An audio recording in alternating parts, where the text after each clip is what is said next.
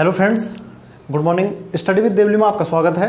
आज की गणित वीडियो की सीरीज के अंतर्गत कोई चैप्टर में ऐसा पढ़ा रहा हूँ। अभी जो प्रैक्टिस हमने किए थे डीएलएड का प्रैक्टिस है, ठीक है। डीएलएड प्रैक्टिस सेट नंबर 1 का ही है, अगर आपके पास नहीं है तो मैं आपको दे दूंगा। उसके सवाल नंबर 117 कुछ 4-5 सवाल मुझे इंपॉर्टेंट लगे हैं और उसमें बच्चों ने भी कहा है कि सर ये बताइए, तो उसमें मैं आज आपको बताता हूँ, ठीक है। तो देखिए सवाल नंबर 117 आप देखिए, आपके डिस्प्ले पे भी आएगा ये जब मैं इस पर डालूंगा उसको, ठीक है। तो आप देखिए क्वेश्चन नंबर 117 पढ़ के सुना देता हूँ यहाँ से, ठीक है। क्वेश्चन नंबर 117 है कि एक समकोण त्रिभुज एबीसी का अगर मैं कोई समकोण त्रिभुज बनाता हूँ, ठीक है। ये कोई समकोण त्रिभुज है एबीसी का कोण ए समकोण है। देखिए कोण ए बोला है तो कोण ए ये वाला मानेंगे हम, क्योंकि एंगल समकोण है। ये वाला कोण ए मानना पड़ेगा। इसको आप बी मान लो, इसको आप सी मान लो, या इसको सी या बी मान लो, लेकिन यहाँ पर ए रहेगा क्योंकि समकोण त्रिभुज का अर्थ है कि एक कोण 90 डिग्री का है, ठीक है। क्लियर है। आप समझ गए ए बी सी एक समकोण त्रिभुज है, इसमें कोण ए समकोण है, ठीक है। आगे क्या कह रहा है कि ए से बी सी पर लंब डाला गया है। ए ये है और बी सी पर लंब, ये लंब है, ठीक हो गया, परपेंडिकुलर यहाँ पर ये, ठीक है। तो बी सी पर कोई लंब डाला है, उसका भी कुछ नाम दिया है शायद इसने, कह रहा है एडी है, ठीक है, ठीक एडी है। मतलब ए से भुजा बी सी पर एक लंब है डी, जो एडी एक लंब है। समझ गए ना आप। तो आप इसको रोटेट करके भी देखेंगे या ऐसे देखेंगे तब भी समझ में आ जाएगा। मतलब ये है कि एक समकोण त्रिभुज था, उसकी यहाँ पर एक यहाँ पर लंब डाला गया बीसी भुजा पर, और अब दो त्रिभुज हमारे पास है। देखिए एक ये वाला और एक ये वाला, क्लियर है। दो त्रिभुज बन गए। दिया क्या है, ये कह रहा है कि बी डी 2 सेंटीमीटर है। यदि B D is equal to 2 centimetre, B D है ये 2 है, ठीक है। इसके बाद कह रहा है सी डी 4 है, सी है डी है 4 ये है, मतलब ये थोड़ा लंबी भुजा है, क्लियर है। सी डी 4 सेंटीमीटर है। ये पूछ रहा है त्रिभुज एबीसी का क्षेत्रफल। त्रिभुज find the area of triangle A B C, मतलब त्रिभुज एबीसी का क्षेत्रफल निकालना है। आप समझिए क्या क्या दिया है। मुझे केवल ये वाली भुजा पता है, बी डी भुजा, ये वाली भुजा पता है 2 है, और ये मुझे पता है 4 है, ठीक है। तो मुझे क्षेत्रफल निकालना है, ठीक हो गया। त्रिभुज का क्षेत्रफल का फॉर्मूला क्या है, 1/2 आधार गुणा गया ऊंचाई, ठीक है। अब आप ये समझिए एक समकोण त्रिभुज है, एक प्रमेय है, ठीक है। वो प्रमेय आपको याद रखनी पड़ेगी इसमें। वो प्रमेय मैं प्रूफ नहीं करूंगा क्योंकि वो उसमें टाइम लग जाएगा थोड़ा। आप प्रमेय समझिए। अगर कभी एक समकोण त्रिभुज में ऐसी स्थिति होती है, एक समकोण त्रिभुज में ऐसी स्थिति हो कि एडी लंब है बीसी पर, वो 2 बराबर भागों में इसको बांट रहा है, ठीक है। 2 बराबर भागों में इसको बांट रहा है, तो फ्रेंड्स यहां पर हो जाएगा एडी का स्क्वायर बराबर B D into C D या डी सी, ठीक है। आप जरा इस प्रमेय को देखिए। एडी का स्क्वायर, एडी क्या था, मतलब लंब का वर्ग बराबर बी डी ये वाली भुजा और इंटू डी सी ये वाली भुजा, ठीक है। तो लंब का स्क्वायर हो जाएगा इसके बराबर। क्लियर है आपको। ये प्रमेय आपको थोड़ा याद रखनी है इस केस में, ये पूछ सकता है आपको, ठीक है। ये प्रूव करने के लिए भी हाई स्कूल में आती है, तो आप इसको समझ जाइए, ठीक है। बाकी पाइथागोरस प्रमेय आपको पता ही है, समकोण त्रिभुज पर लगती है। कर्ण का वर्ग बराबर लंब का वर्ग ना आधार का वर्ग, ठीक है। तो यहाँ पर ना तो हमें लंब पता है ना आधार पता है, ठीक है।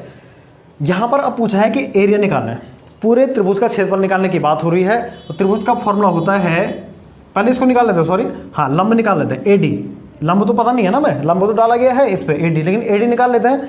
तो यहां से एडी का स्क्वायर या लंब जिसको कह रहा हूं मैं, लंब का स्क्वायर बराबर हो जाएगा B D into D C. B D है 2 इंटू डी सी क्या है 4, ठीक है।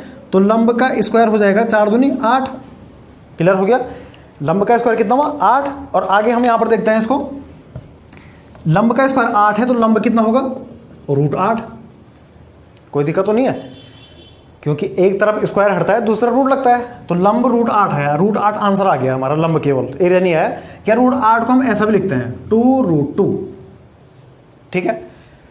√8 को 2√2 लिखा जा सकता है, ठीक हो गया। इसके बाद क्या करें, लंब भी आ गया, सिंपल है। अब सीधे फॉर्मूला लगाओ आप।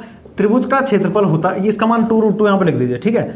त्रिभुज का क्षेत्रफल 1/2 गुणा आधार कितना है, आधार बताइए कितना रखेंगे। आधार पूरा आएगा ये वाला आधार, ये आधार नहीं आएगा यहाँ पर। ध्यान रखिए त्रिभुज ऐसे में आप इसको समझिए, ये ऐसे बना हुआ है त्रिभुज। अब ये देखिए, ये यहाँ पर ये है कोण ए बी और सी, ये बेस है पूरा। तो पूरा बेस आएगा 4 ये था इतना, 2 ये था 6। 1/2 आधार गुणा के ऊंचाई, ऊंचाई क्या होगी ये लंब, इसको मैंने ऐसे घुमा दिया है। तो ये 2√2 है, ये यहाँ पर लंब है, देखिए ये वाली चीज ये है। अब समझ गए आप। तो 2√2 ये हो जाएगा, ठीक है। इसके बाद देखिए 2 3 6 6√2 सेंटीमीटर स्क्वायर इसका आंसर आएगा, ठीक है ना। तो इसके बाद देखिए फ्रेंड, नेक्स्ट क्वेश्चन हम लेते हैं। नेक्स्ट क्वेश्चन हम लेंगे, ये वाला आप समझ गए होंगे। तो 1/2 गुणा आधार 6 है और गुणा ऊंचाई 2√2 है, तो केवल 6√2 तो अजीब सा लग रहा है। सेंटीमीटर स्क्वायर है, एरिया किस में आता है, सेंटीमीटर स्क्वायर में, तो 6√2 सेंटीमीटर स्क्वायर आएगा। आपको ये इस सवाल में याद रखना है, ठीक हो गया। तो एक समकोण त्रिभुज में था जिसमें कि एक जो भुजा है उस पर एक लंब डाला गया है, तो इस केस में क्या है, इसका स्क्वायर जो होगा वो इस त्रिभुज के और इस त्रिभुज के गुणनफल के बराबर होगा। आपको ये आगे होगा। इसके बाद मैं सीधे सवाल पढ़ता हूँ, ठीक है, क्योंकि मैं क्वेश्चन लिखूंगा तो टाइम लग जाएगा। इसके बाद क्वेश्चन नंबर मैंने लिखा है, क्वेश्चन नंबर 124 देखिए, ठीक है। थोड़ा बड़ा प्रश्न आपको पढ़ने में लगेगा, लेकिन आप इसको खुद में लीजिए फ्रेंड्स, ठीक है। संख्या पद्धति का एक सवाल भी है, और मैंने गणित में आपको एक घातीय समीकरण के जब अनुप्रयोग बताए थे उस समय इस टाइप का सवाल बताया था, इंपॉर्टेंट सवाल है।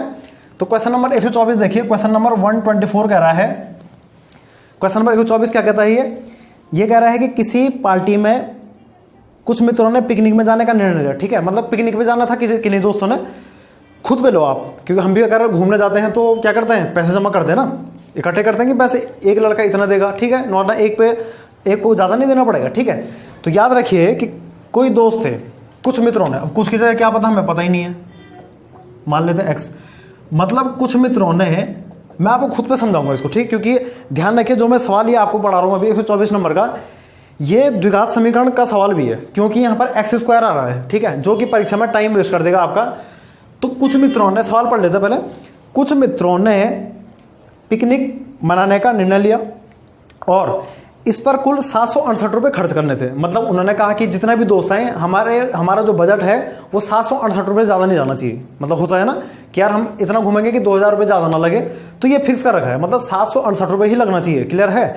अच्छा, उसके बाद क्या हुआ, अब सब तैयार हुए, अगले दिन फोन आया 4 दोस्तों का कि सर हम नहीं आ सकते हैं। तो अब आप समझ गए, पैसे कम नहीं होंगे, पैसे फिक्स हैं, लेकिन 4 दोस्तों ने बोल दिया कि हम नहीं आ सकते हैं। इसका मतलब पहले अगर x दोस्त गए थे, बाद में x-4 गए। फॉर एग्जाम्पल अगर शुरू में 10 दोस्तों ने इतने रुपए खर्च करने थे तो 10 में 4 गया, 6 दोस्त गए, मतलब ठीक है। तो 4 दोस्तों ने मना कर दिया। अब क्या होगा इस केस में 16 रुपये। अब देखो ना, अगर राशि सेम है, रुपए सेम है, तो प्रत्येक बच्चे के पर हेड जो खर्च होगा ज़्यादा पड़ेगा ना। हो सकता है पहले कोई बच्चा 100 रुपये दे रहा हो, बाद में उसको ज़्यादा पड़ेगा, क्योंकि बच्चे और बाकी नहीं आए उनके बदले का उन्हें, क्योंकि गाड़ी अगर बुक हो जाती है तो गाड़ी बुक का किराया कम नहीं होगा, गाड़ी बुक तो उतने की होगी चाहे कितने बच्चे भी जाएं। आप समझ रहे हैं इस चीज़ को। अगर गाड़ी हम बुक करेंगे तो गाड़ी बुक करते हैं, तो अगर बुकिंग अगर उतनी है, अगर हम बोलते हैं कि भाई 2000 रुपये बुकिंग है और 10 लोग जाएंगे, तब तो ठीक है, 200 रुपये शायद, हाँ 200 रुपये पर हेड पड़ेगा। लेकिन अगर 5 बच्चों ने मना कर दिया तो क्या होगा, तो फिर 5 लोग 2000 रुपये देंगे, क्लियर है। तो आप इस चीज़ को समझिए थोड़ा। तो प्रश्न आपने पढ़ लिया होगा डिस्प्ले पे कि 16 रुपये दिए, यहाँ पर 768 रुपये का टारगेट था और 16 रुपये अतिरिक्त खर्च करना पड़ा। तो बताइए कि कितने दोस्तों ने घूमने का प्लान बनाया, ठीक है। अब मैं बोलता हूं कि माना एक्स दोस्त थे शुरू में, ठीक, आप इसको याद रखिए, एक्स दोस्त थे और क्या हुआ उसके बाद,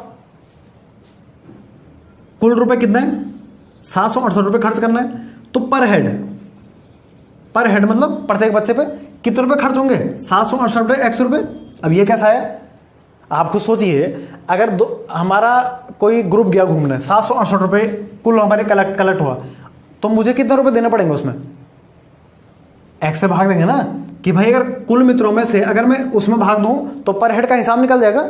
आप समझ रहे हैं चीज का मतलब। अगर मैंने 2000 रुपये गाड़ी बुक की, ठीक है, और 10 दोस्तों ने की, तो इससे कट गया 200 रुपये एक ने दिया, मतलब आप समझ गए, पर हेड का जो खर्चा है 768 रुपये, 100 रुपये है, आप समझ रहे होंगे इसको।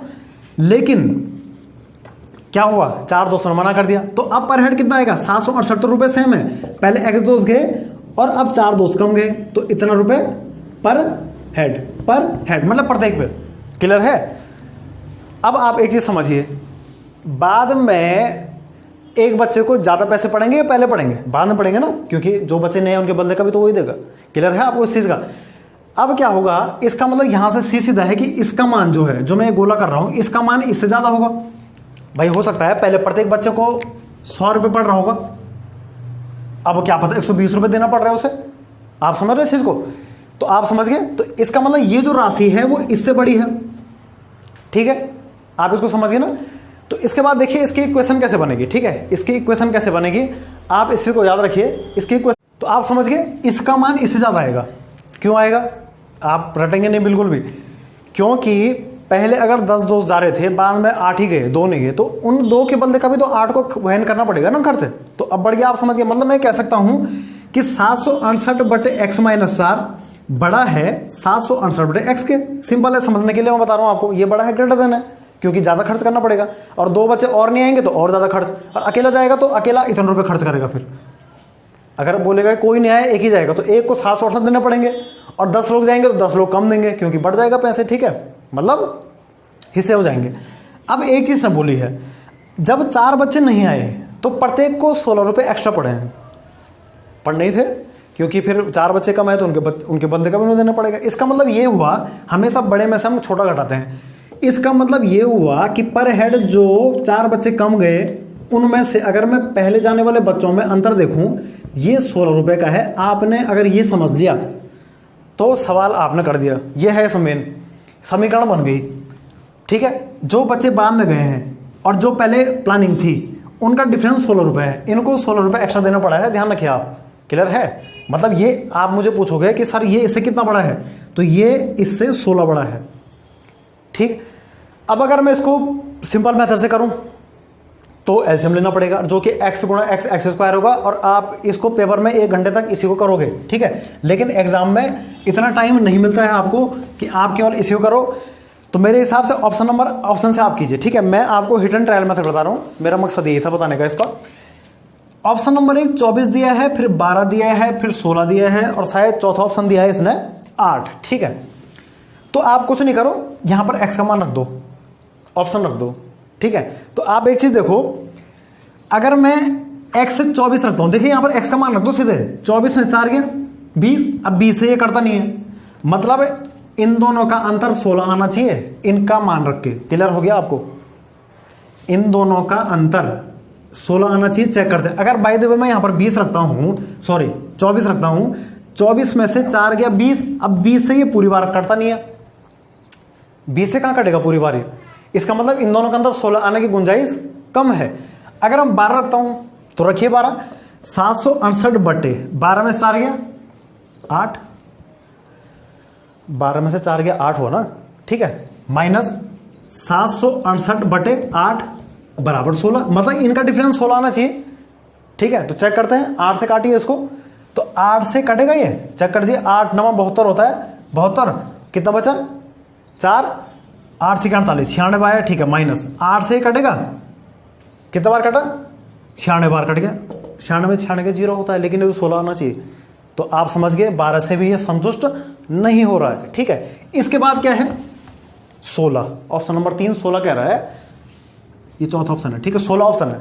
ठीक है ना, मैं x का मान 16 रख के समीकरण को बराबर करने की कोशिश कर रहा हूं, तो 768/16 में 4 गया 12, माइनस 768/16 है ना इसका मान, यहां 12 कैसा आया, 16 में से 4 घटा दिया है। क्लियर है, अब 12 से काटिए, 12 6 72, 4 बचा, 12 से 48 64 माइनस, ठीक है कट गया ये। 16 से काटिए, 16 कम 16, 16 दूनी 32, 16 48, 16 को 64, ठीक है 16 को 64, 16 50 से ज़्यादा होएगा 64, और ये 76 है, तो 76 में से 64 गया, 6 में 4 गया 2, एक 12 बचा, ठीक है, और 128 हो गए, 16 8 128 होता शायद, अगर मैं सही कह रहा हूँ, 16 8 8 से 48, 6 कम 6 8 कम 8 4 12, ठीक है 128 होता है, बिल्कुल सही है, तो 48 बार। मतलब कहने का तात्पर्य ये है कि 12 का भाग अगर मैं 768 में दूं तो 64 बार गया, 16 का भाग इसमें दिया तो 48 बार गया। अब आप देखिए फ्रेंड्स, 64 में से 48 गया 16 होता है, जो कि सही आ रहा है। इसका मतलब ये हुआ कि 16 आंसर सही है, 16 आंसर क्या है, सही है। लेकिन इसने पूछा क्या है, ये कह रहा है कि पार्टी में कितने लोग गए, तो पार्टी में प्लानिंग कितनों की थी, शुरू में नहीं पूछ रहा है वो भाई, शुरू में कितने लोग जाने थे 16, लेकिन वो कह रहा है कि कितने लोग नहीं गए, 4 लोग नहीं गए ना, इसका मतलब पार्टी में कितने लोग गए, 16 में 4 गया, फाइनली कितने गए 12 लोग पार्टी में गए थे। देखिए प्रश्न क्या पूछा गया है, घुमा के पूछा थोड़ा, तो देखिए पार्टी में प्लानिंग थी 16 की, 16 में से 4 गया, 12 लोग गए हैं जिन्होंने 700 रुपये खर्च किए हैं। आप समझ गए होंगे, इस तरह के प्रश्न आप करेंगे तो hit and trial method is the best method of this type of question. ठीक है, और ऐसे प्रश्न मैं आपको बता चुका हूं, ठीक है ना। फ्रेंड्स, इसके बाद 129 नंबर का सवाल है, सारे इंपॉर्टेंट क्वेश्चन है और आप काफी इंटरेस्ट आपको लग रहा होगा, ठीक है, क्योंकि देखिए हमें एग्जाम में टाइम बचाना फ्रेंड्स, ठीक है, मेनली टाइम बचाना। 129वां सवाल कह रहा है कि ए तथा बी की साप्ताहिक आय का अनुपात, मैं लिख देता हूं यहां पर ए और रेशियो लगा के यहां पर बी लगा दूं मैं। देखिए सिंपल सवाल है, किसका अनुपात, आय का। इनकम का अनुपात कह रहा है 9 अनुपात में इनका है और 7 अनुपात में इनका है। अब 9 रुपए नहीं बोलेंगे आप, ठीक है, इसको आप 9 रुपए नहीं बोलेंगे, 9 रुपए नहीं है, 9 अनुपात में है, ठीक है। और अगर बात करें व्यय का, व्यय मतलब व्यय को क्या बोलते हैं, खर्च, एक्सपेंडिचर, खर्च कर रहे हैं ये 4 और 3 के रेशो में। भाई फॉर एग्जाम्पल अगर मैं बात करूं, ये 9 के रेशो में कमा रहा है और 4 के रेशो में खर्च कर रहा है। ए बी आपका 7 के रेशो में कमा रहा है, 3 के रेशो में खर्च कर रहा है। देखिए आपको इतनी सिंपल ट्रिक इसकी बताऊंगा मैं, ट्रिक कि आपको अच्छा लगेगा, एग्जाम में आप जल्दी करेंगे, ठीक है। हम एक चीज जानते हैं कि अगर मैं अपनी इनकम में से खर्च घटा दूं तो मेरी क्या होती है, बचत। क्लियर है आपको। किसी की इनकम है, भाई किसी की इनकम 5,000 रुपये है और वो 3,000 खर्च कर रहा है, तो बचाए कितना, 2,000। आप समझ गए इस चीज को, इसको आप बस इसको ध्यान में आप रखिए, इसको आप ध्यान में रखिए, सवाल छूट क्यों होगा।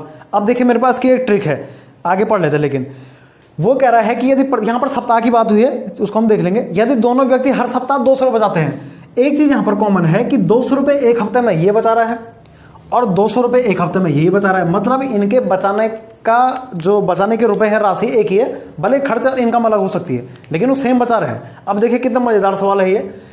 यहां पर देखिए मैं कह सकता हूं, मैं घटा रहा हूं इसको, ठीक है, ये आपने नोट कर लिया होगा, ठीक है, लो घटा देते हैं इसको। यहां देखो आय में से व्यय गया, बचत लिख दो यहां पर, बचत, कोई दिक्कत तो नहीं है। अब आप बोलोगे सर कि 9 में 4 कैसे घटाओगे, सीधे नहीं घटा सकते हैं, और 7 में 3 नहीं घटा सकते हैं, ठीक है। लेकिन एक बात सुनो आप मेरी, 9R 4R 7R 3R, अब ये R क्या है, रेशियो, 9R, ठीक है, रेशियो में है। या आप इसको R की जगह आप ऐसा करो, X मान लीजिए आप, ठीक है, ये X मानेंगे। तो मैंने आपको हमेशा बताया है, यदि आप अनुपात में X का गुणा करते हैं तो वो संख्या बन जाती है। क्लियर हो गया, आप समझ गए।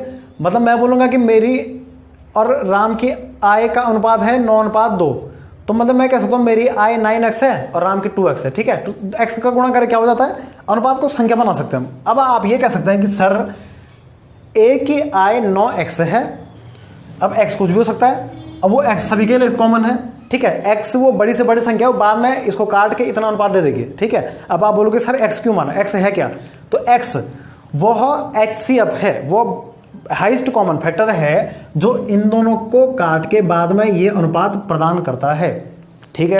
कॉन्सेप्ट क्लियर है।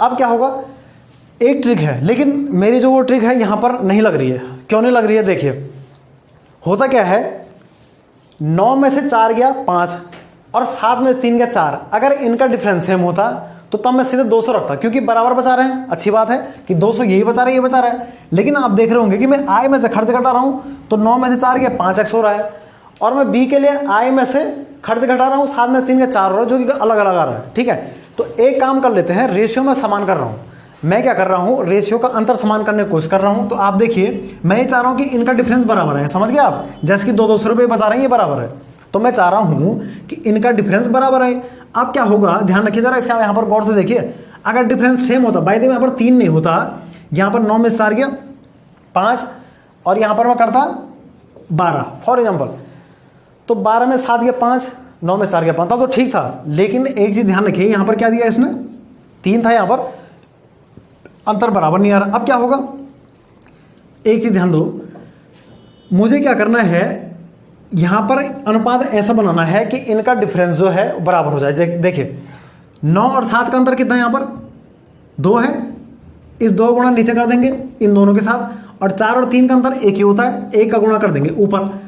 अब देखिए ध्यान से देखिए मैं क्या कर रहा हूं, अंतर समान कर रहा हूं। देखिए अब मेरे यहां पर हटा दो इसको आप फिलहाल, 1 की आय कितनी हो जाएगी भाई, 9 के साथ 1 का गुणा किया, अब 1 कहां से आया, इस 4 में से 3 घटाया, 1 था वो 1 मैंने ऊपर गुणा किया, 9 में 7 गया 2 होता है, 2 मैंने नीचे गुणा किया।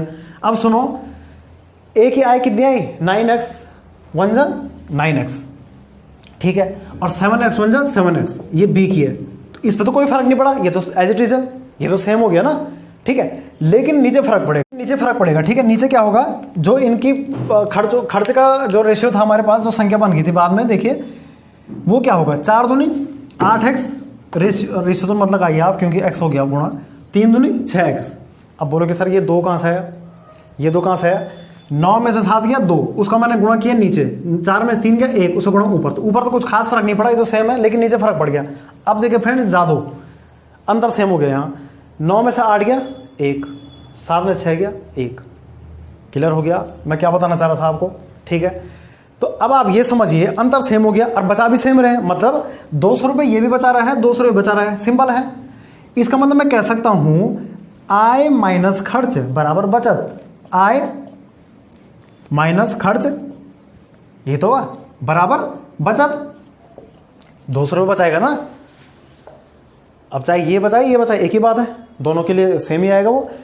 9 में से 8 गया 1x या x, मतलब मैं कह सकता हूं यहां से कि x इज इक्वल टू, यहां पर करता हूं, x इज इक्वल टू 9 में से 8 गया 1x, x is equal to 200, x का मान 200 आया। अब आप कुछ भी निकाल लो, आंसर आ गया आपके सामने, ठीक है। आंसर कितना आया, पूछ क्या रहा है वो पूछ रहा था कि दोनों की साप्ताहिक आय का योग, तो दोनों की आय निकाल देते हैं, योग हम झटके से निकाल देंगे, ठीक है। तो यहां पर ऊपर कर लेते हैं इसको, योग वैसे ही मौखिक निकल जाएगा।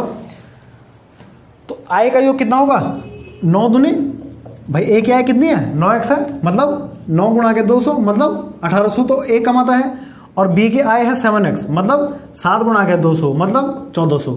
तो भाई 1800 में 1400 जोड़ेंगे कितना हुआ, 3200, साप्ताहिक आय का योग 3200 रुपये आ गया, ऑप्शन नंबर आपका ए वाला, ठीक। क्लियर हो गया, समझ गया आप।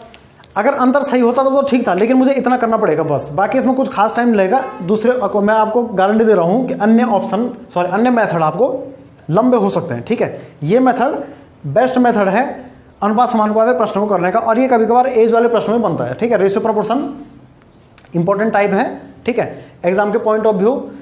इसके बाद देखिए नेक्स्ट क्वेश्चन है हमारे पास, मैं ले रहा हूं क्वेश्चन नंबर, इसके बाद 129 हो गया, क्वेश्चन नंबर 111, ठीक है। 111 नंबर का प्रश्न देखिए, तो 111 नंबर का है,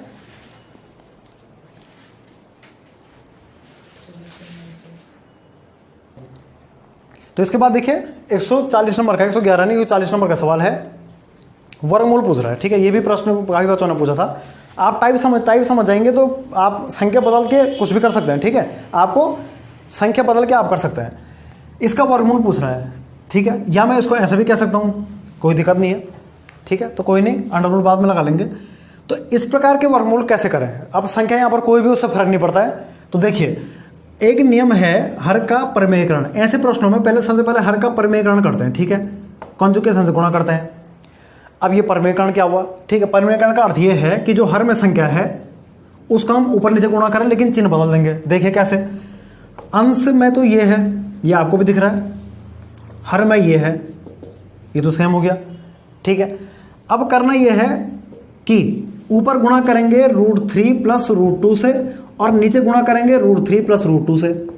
अब ये प्लस कहां से है, √2 कहां से है, ये जो संख्या में लिखी है दोनों ऊपर नीचे, क्योंकि फर्क नहीं पड़ेगा ना, इसको मैं काट दूंगा तो ये तो बचेगा, ये वाली संख्या है ये ऊपर नीचे, और यहां तो माइनस था और यहां प्लस हो गया। तो हर का परिमेयकरण जब करते हैं तो हर वाले का साइन चेंज हो जाता है, ऊपर नीचे गुणा हो जाता है, ठीक है।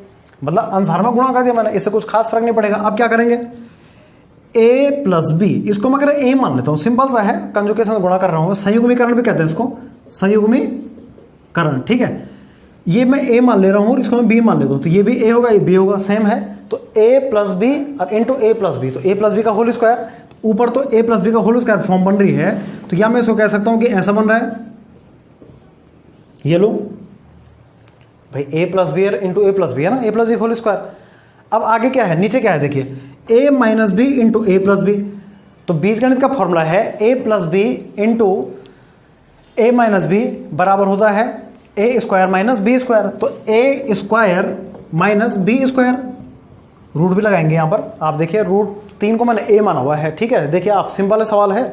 इसके बाद देखिए यहां पर कर ले रहा हूं आगे, a प्लस बी का होल स्क्वायर, ठीक है। तो a प्लस बी का होल स्क्वायर कितना होता है, a स्क्वायर प्लस √2 का स्क्वायर 2। ध्यान देखिए √3 का स्क्वायर करेंगे तो 3 आएगा, ठीक है। √3 का जब आप स्क्वायर करेंगे तो केवल क्या आएगा फ्रेंड्स, 3 आएगा। या आप इसको स्क्वायर मत कीजिए, खाली लंबा पड़ेगा, √3 प्लस √2 का स्क्वायर, इसको रहने दीजिए आप, इसको रहने दीजिए, बाद में देखेंगे। 3 प्लस रूट 2 का होल स्क्वायर ऐसे रहने दीजिए, इसको बाद में देख लेंगे हम। अपॉन आप देखिए रूट 3, किसी को दिक्कत हो तो आप ये समझ जाइए, आप कह रहे होंगे कि सर रूट 3 का स्क्वायर 3 कैसा है, तो देखिए रूट 3 इंटू रूट 3, 3 इंटू 3 क्या होगा 9 होगा ना, रूट 9 किसका वर्गमूल 3 का। क्लियर हो गया। कभी भी आप दो रूट गुणा करेंगे तो वही संख्या आती केवल सिंगल, ठीक है, आप समझ रहे हैं इस चीज को। ये देखिए तो रूट 3 का स्क्वायर माइनस रूट 2 का, A square minus B square, ठीक है। यहां पर देखिए A minus B into A plus B था, A square minus B square, root 3 का स्क्वायर 3 हुआ माइनस रूट 2 का स्क्वायर 2 ही होगा। अब देखिए फ्रेंड्स सिंपल है, स्टेप है, आंसर आ गया। 3 में से 2 गया 1 ही हुआ, ठीक है। 1 लिखे ना लिखो आप, हर में कोई फर्क उसका नहीं पड़ता है, ठीक है। तो आप इसको समझ गए होंगे रूट 3 का स्क्वायर कैसा है 3, ये आपको यहाँ पर समझा दिया, ठीक है। रूट 3 इंटू रूट 3 रूट 9 3 का वर्गमूल है। क्लियर है, आंसर आ गया।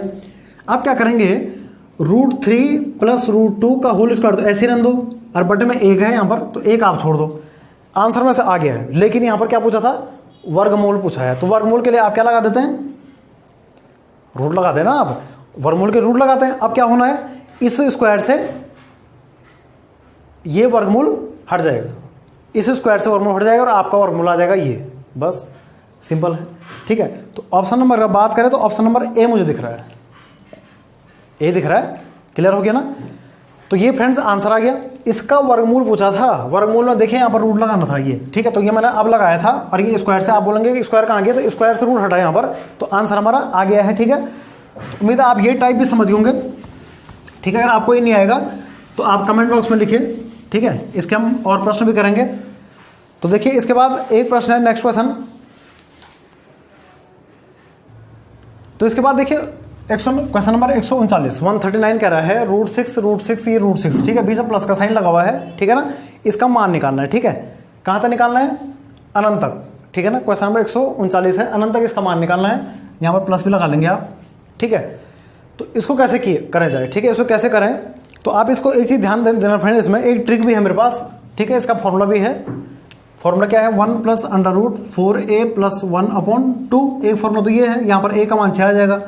कंडीशन होती है इसमें, यहाँ पर देखिए अनंत तक चल रहा है, रूट के अंदर रूट है, रूट 6 प्लस रूट 6, यहाँ प्लस भी है, प्लस रूट 6 प्लस लगातार अनंत तक जा रहा है, ठीक है। अनंत नहीं होता तो कुछ और केस होता। एक फॉर्मूला तो इसका ये है, आप a का मान कर दिए 6 आएगा ना, जो अंदर है वो a है। तो अगर मैं इसको फॉर्मूले से करूं, सिंपल है। क्वेश्चन नंबर 139 गौर से कीजिएगा, अंक चेंज हो सकते हैं, ठीक है। 1 प्लस अंडर रूट 4 इंटू ए कितना है 6 प्लस 1/2। क्लियर है। इसके बाद 1 प्लस अंडर रूट 6 चौको 24, पहले गुणा करेंगे ना, 6 चौको 24 और 1 25/2। रूट 25 का वर्गमूल कितना होता है 5, अब 5 और 1 6/2 मतलब 3, आंसर आ गया। लेकिन इतना टाइम नहीं है वहाँ पर, एग्जाम अगर जल्दी से हो सकता है तो कुछ नहीं, आपने 6 के फैक्टर करना है, अभाज्य फैक्टर। तो 6 के अभाज्य फैक्टर कितना हुआ 3 दूनी 6, इनमें बड़ा कौन है 3, जो आंसर है, ठीक है। तो ऐसे प्रश्न देखिए आप समझ रहे होंगे कि एग्जाम में हमने ऐसा नहीं करना है, ऐसा करना है, ठीक है। आप समझ गए इस चीज को।